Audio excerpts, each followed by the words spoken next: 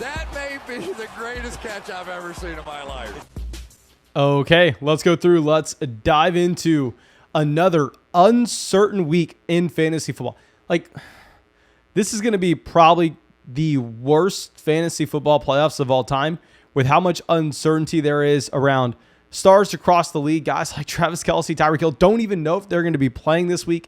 Nonetheless, we're going to do our best to continue to give those updates every single night with those live streams. So make sure you're coming out to those streams. Also, make sure you go down there, drop a like on this video, leave a comment letting me know how stupid I am, because I promise you we're going to say a lot of dumb things here. And also, great news, now that we are transitioning over to the offseason, we are going to be getting Dynasty Fantasy Football back every single day on our Dynasty Fantasy Football channel. Don't worry about it if you don't play Dynasty, if you have no interest in playing Dynasty. But of course, if you want access to getting in a Dynasty League with us, if you want to go and get access to our Dynasty Football rankings, if you want to get an in-depth podcast breaking down your Dynasty team whenever you join, make sure you go check out Patreon. You can find the link in the comment section. You can find the link in the description of the video at the same time. Over there on Patreon, we have so many cool things that we're going to be doing throughout the entire offseason. Y'all know, I mean, we started this channel as a Dynasty Fantasy Football channel. It's my true passion. Now, I'm not going to be posting any Dynasty content on this channel throughout this offseason because I know a lot of y'all don't care. For the people that do care, that can be found on our Dynasty channel. Well, that should be it. Let's go through. Let's dive into these quarterback rankings. And our first quarterback here is going to be making his debut as our quarterback one this week. We have yet to have him at this position, but let's go over to Justin Herbert going up against the Houston Texans. Now, with Justin Herbert, you know that Keenan Allen's going to be good to go. You know that Mike Williams is going to be good to go. And with Herbert here, he's the quarterback 2 on a fantasy points per game standpoint. Like, it's laughable at this point that this is the first week that Justin Herbert's been our top-ranked quarterback. I think, obviously, it's a great matchup, and at the same time, you really don't have too much uncertainty. Here with Herbert, he's already thrown for over 4,000 passing yards, and he's going to be passing 300 rushing yards as well this week, which definitely is very impactful. Really, the only thing that we're going to have to monitor here is, do you have Austin Eckler playing? I think it's better if Eckler is going to be good to go this week. Of course, you're going to have to continue to monitor this as he is on the COVID list. But even if Eckler's going to miss, of course, while that would take away one of the best receiving running backs in the game from Justin Herbert, maybe this team would look to throw the ball even in the fourth quarter when they're beating the Houston Texans by multiple touchdowns. So, I mean, I think there are some positives and negatives to Austin Eckler possibly missing here for the Los Angeles Chargers. But based on the fact that we have no questions around him, I'm actually going to have Justin Herbert as the only quarterback in our top tier because a lot of these other players do have their concerns. And our next guy at quarterback 2 is actually going to be, I don't want to do this because obviously there's a lot of uncertainty in this instance as well. You know what? Do we have to? I think we do. I think we do. We're going to go through and we're going to rank Lamar Jackson here. Now, with Lamar Jackson, I get it. Lamar may not even play. And you are definitely going to go through and you are definitely going to continue to monitor the Lamar Jackson injury. And I'll say, if this is a situation where with Lamar Jackson, I mean, you only get 1 or 2 limited practices going into Sunday, then nope, can't have him ranked here at quarterback 2. But with him being a game time decision this past week, I'd imagine that Lamar Jackson is close to 100% this week against the Cincinnati Bengals. And if he is going out there and practicing in full, then I think we can have Lamar ranked here just based off the rushing upside, based on the fact that you don't really have to worry about Hollywood Brown, Mark Andrews possibly missing this game. They should be good to go. I hate ranking him here, obviously, because we don't even know if he's going to play. Our quarterback 3 is going to be another rushing quarterback. It's going to be Jalen Hurts coming off of a very impressive game against the Washington football team from a fantasy football standpoint. I know a lot of people may want to make the argument that Jalen Hurts was nothing special from a real life standpoint, which sure, you can go through, you can make that argument. I mean, he did have almost 300 passing yards, but more importantly, he has 2 rushing touchdowns, almost 40 rushing yards in that same light. Now, I'm no mathematician, but as we always talk about how important rushing is at the quarterback position in fantasy. If you go through, look at the fact that, I mean, he did come away here with 15.8 points just in the rushing department alone. If you would convert that over to what you would have for his passing yards, that would throw on another 395 passing yards for him. So he's essentially adding on 400 passing yards just on the ground. Not worried about the matchup against the Giants. Should be fully good to go. And our last quarterback in this tier will be Kyler Murray going up against the Indianapolis Colts. Now with Kyler, what's intriguing is you may not have Rondale Moore to pair with the loss of DeAndre Hopkins. So this could be a scenario where you're really only looking at the combination of Zach Ertz, Christian Kirk, and AJ Green, which of course would be a little bit worrisome here for Kyler Murray. And I know he had a horrendous week this past week against the Detroit Lions, where, he scored less points than Davis Mills, of all people. He only had 257 passing yards, which of course is pretty worrisome. I think this is a bounce back spot for Kyler, however. And now let's go down to our next tier of guys. We're going to have a lot of players missing top options here. Let's go over to Patrick Mahomes at quarterback 5. With Patrick Mahomes, of course, he can go up these rankings. He could go down these rankings. We simply don't know right now. You have both Travis Kelce and Tyreek Hill on the COVID list as of December 22nd. And if they both miss, maybe those best ball teams where we have McCole Hardman, maybe one of them's live, maybe, but probably not. Probably the passing volume would be really bad in Kansas City. They'd probably have a very hard time moving the ball down the field, and Mahomes would look similar to how he did earlier this year when he was coming away with like 11 fantasy points in week 7 against the Titans with 200 passing yards, and really that's about it.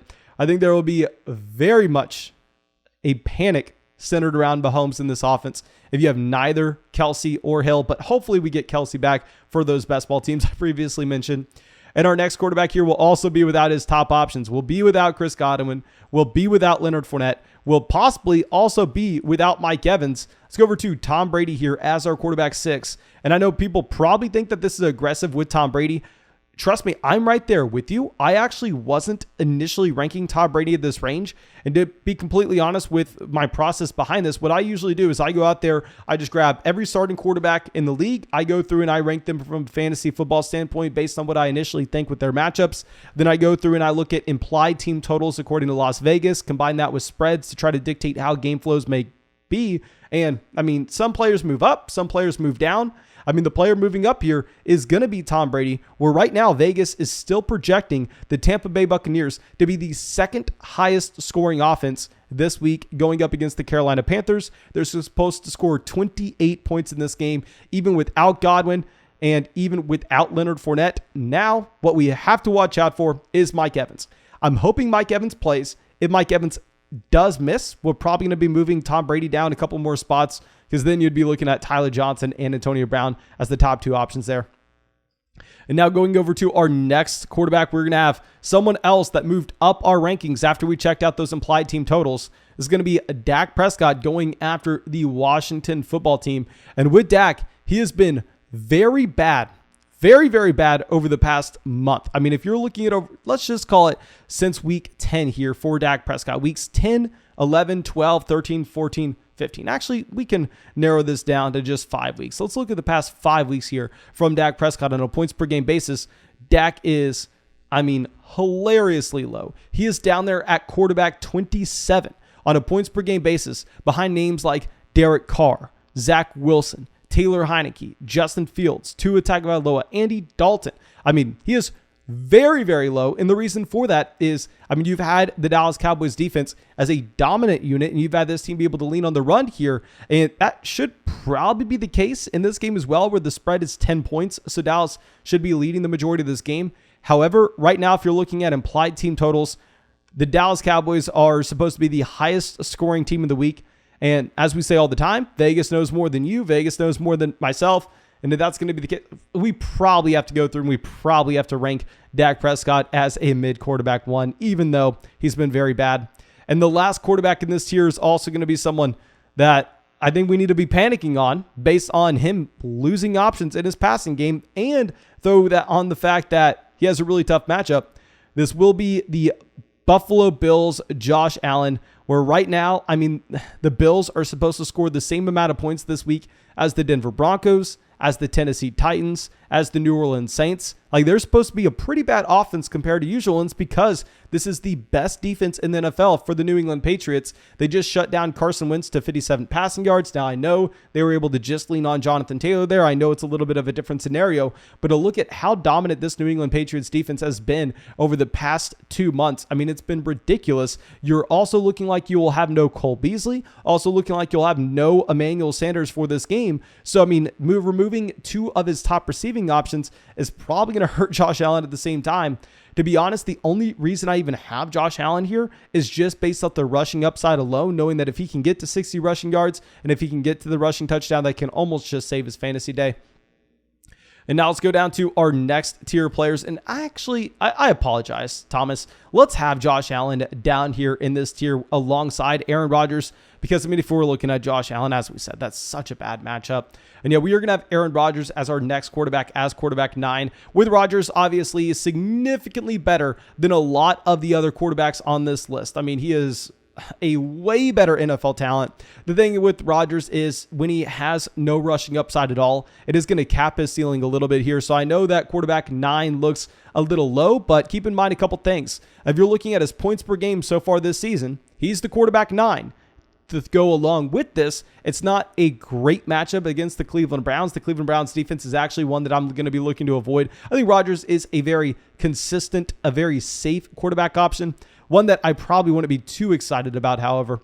And then our next quarterback fits that same exact mold. I mean, he's right next to Aaron Rodgers at 22 points per game so far this season. This is going to be Matthew Stafford. While Stafford, yes, significantly better talent than a lot of the quarterbacks ahead of him here, the issue is just no rushing upside at all. I mean, he has had 28 rushing yards so far this season, which caps what you're going to see from his fantasy football ceiling. I mean, games with over 30 fantasy points for Matthew Stafford this season. Please, can everybody in the chat right now go through and spam the number of games that Matthew Stafford has over 30 fantasy points or 30 fantasy points at all? Zero. Like, Stafford's great in a super flex league. You can be very excited. The issue is the ceiling isn't necessarily there. Now, maybe this turns into a shootout with the Minnesota Vikings. You probably need to hope that we get Adam Thielen back in this game, but we will have Stafford in this tier alongside Rodgers and Allen. And now dropping down to our next tier, we're going to have a quarterback here that does have a lot of that rushing upside that we were just discussing. This will be Taysom Hill. And with Taysom Hill, I know this past week didn't necessarily look like something you wanted to see against the Tampa Bay Buccaneers, where neither offense was able to effectively move the ball down the field. I mean, Taysom Hill definitely came through with his worst game of the season with only 9 fantasy points. He had 11 rush attempts. He's had 11 rush attempts every single week over the past 3. I mean, if you're looking on average, this is a quarterback right around 65, 66 rushing yards, which is what you saw in 2020. That should be the baseline that you're expecting. This is just an offense that does have a pretty tough matchup here against the Miami Dolphins. Obviously, the Dolphins have had a very good defense as of late. Now, I know a lot of people are probably going to look at the amount of points they just gave up to the New York Jets and probably call that into question. Keep in mind, I mean, Tua Tagovailoa had a pick 6 there. That's why the score looked a lot closer than it was. Zach Wilson still had a very hard time moving the ball down the field against the Miami Dolphins. Now, I will say, if you're looking at the New Orleans Saints and Miami Dolphins game here, New Orleans is favored. Like, don't think that Tua Tagovailoa is going to be a slam. Don't think that you can get very excited about what you're going to have over there. It still is going to be the New Orleans Saints most likely going to win this game. And Taysom Hill will have that rushing upside, so Taysom Hill is going to be our guy. And then our next quarterback is honestly a close call for me. I mean, it really does come down to what are you valuing between the rushing upside and between just the stable passer. We're going to go with the stable passer. Let's go Joe Burrow here. And with Joe Burrow, I think you could make the argument to have him higher than this. Looking at that Baltimore Ravens secondary right now, they got some pretty bad defensive backs. Obviously, this Ravens defense is an elite rush unit, but I mean, the pass defense is pretty damn tough for the Baltimore Ravens. And now that I'm looking at this, I think that we actually definitely disrespected Joe Burrow in these rankings, where, yes, if you're looking at Joe Burrow, he has been a quarterback 2 so far this season on a points per game basis. I mean, it doesn't necessarily look too bad to have him down here at quarterback 12. However, I mean, if you're looking at what we've had over the past 3 weeks, where, yeah, he wasn't that great against the Denver Broncos this past week, honestly, he's had a great 3-week stretch if you look at the matchups he's gone up against. The Los Angeles Chargers, one of the best pass defenses in the NFL. The 49ers, one of the best pass defenses in the NFL. The Denver Broncos, one of the best pass defenses in the NFL. I mean, he has had a really tough stretch of games, and then this matchup in particular against the Baltimore Ravens should be one that Joe Burrow can actually thrive in. So you know what? I'm sorry to do this to you, Thomas. Can we flip Joe Burrow and Taysom Hill and not only put Joe Burrow at quarterback 11, but can we put him up in that same tier with Aaron Rodgers and Matthew Stafford? Because to look at this Baltimore Ravens secondary right now, I mean, a lot of the names that they have back there, it's just so damn bad. And now I guess the only other quarterback that's going to be with Taysom Hill in this tier for us is going to be Justin Fields. Y'all know Justin Fields, I mean, is a guy that we've been known for hating on. Y'all know we hated Justin Fields this offseason. I mean, we've kind of built a brand around hating Justin Fields. I will say he has looked better over the past few weeks. I mean, he almost drops 20 fantasy points this past week against the Minnesota Vikings. I mean, he does this a couple different ways. We don't necessarily need to talk about rushing anymore. He's already had over 400 rushing yards this season. Keep in mind also a lot of those games he's played, you had Andy Dalton playing at the same time. So he clearly has demonstrated the fact that he is kind of turning it around and providing you more rushing upside on a week-to-week basis, which is raising his floor despite him not being an impressive passer at all. And I know a lot of people are going to go, Mason, you idiot. It's Matt Nagy. It's Matt Nagy. It's Matt Nagy. Okay, well, who's his coach this week? Okay, yeah, riddle me that one. Riddle me that one. Now, with the Seattle Seahawks, it's going to be a good matchup for him to go up against. Nonetheless, I think that you're probably going to be looking to avoid Justin Fields where you can here. And then let's drop it down our next tier. Let's talk about a quarterback that, I mean, is in the same game, Russell Wilson. And with Russell Wilson, a horrendous week this past week. I mean, maybe it could have been expected with his wide receiver one being out in Tyler Lockett. But Wilson, since returning from this injury, he has had a total of 0 games with 300 passing yards. The last time Russell Wilson had a game with 300 passing yards was week 2. So I apologize. Honestly, I ranked Russell Wilson here based on name value alone. To look at that stat, that he's had 1 game with 300 passing yards this season, and he only missed 3 of them. He only missed 3 games here. It's not like he missed a ton of time. I think we have to move Russell Wilson down. Instead, at quarterback 14, we're going to have Kirk Cousins. And with Kirk Cousins, I mean, hopefully you're going to be getting back Adam Thielen. If you get back Adam Thielen, it should be an easier time against a pretty good Los Angeles Rams defense. With Cousins, he definitely has been a significantly better option than Russell Wilson so far this season. There's no reason to expect that to change anytime soon. I mean, with Kirk Cousins this past week against the Chicago Bears, yes, definitely it was a very tough game for him on primetime. I mean, you had Dalvin Cook with more carries than Kirk Cousins had pass attempts. That was just a game that the Minnesota Vikings didn't have to go out there and throw the ball. They should be forced to be in a position against the Los Angeles Rams, who will be a better team. Let me see the spread on this game right now. I mean, if you're looking at what we have from the Rams, they are currently 3-point favorites. Yeah, I'd imagine that they're going to have to be throwing the ball quite a lot here. And our last quarterback is going to be playing on Thursday, so there's not a reason to talk about him too much. We're going to talk about Jimmy Garoppolo here going up against the Tennessee Titans. This should be a more competitive game than what you had this past week against the Atlanta Falcons, where Jimmy Garoppolo didn't have to throw the ball at all, and it was just run. With Jimmy Garoppolo, he has a very, very low floor and a very low ceiling, to be honest. But, I mean, he's going to be better than options like Trevor Lawrence and Zach Wilson. And of course, thank you so much for checking out this video. Really hope that y'all enjoyed it. Please go over there to Patreon. Check out our Dynasty Leagues. Check out our Dynasty Rankings. Get an in-depth podcast about your team. You know you can find that all over there. And go check out our Dynasty YouTube channel if y'all are going to be interested in getting into a Dynasty League and following Dynasty this offseason. But I think that's all I got for y'all. Really hope you have a great day and really hope that we get to see you out with the video tomorrow.